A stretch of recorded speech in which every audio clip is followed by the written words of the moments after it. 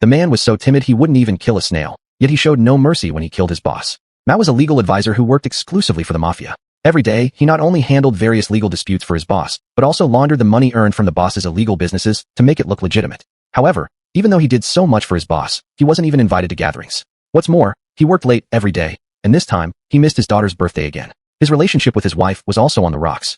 Watching his daughter grow distant from him, Matt's resentment toward his boss began to boil over. Then one day, Matt planned to take his daughter to the lake to make up for his failings as a father. But just then, a call came in. His boss, Mike, told Matt in an uncompromising tone that the company had run out of ice cream. These words made Matt panic. This was a code phrase between him and Mike, used only in emergencies.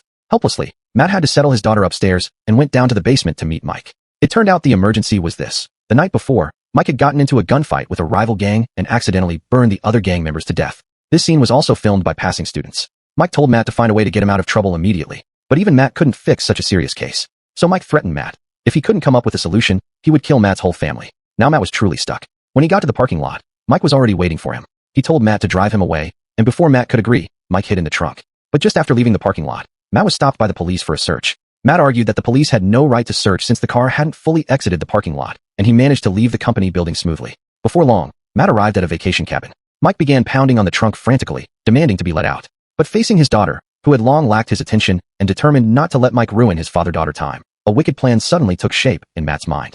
He ignored Mike's painful screams and instead took his daughter to the lake to enjoy the sunshine to their heart's content. Meanwhile, Mike was enjoying a sauna in the trunk. The next day, when Matt and his daughter were about to head home and got in the car, his daughter mentioned there was a strange smell in the vehicle. On the way back, Matt saw dozens of missed calls on his phone, but he wasn't flustered at all. After safely dropping his daughter off at home, Matt was about to go back to the company to work when a car suddenly cut him off. The people inside were two of Mike's men.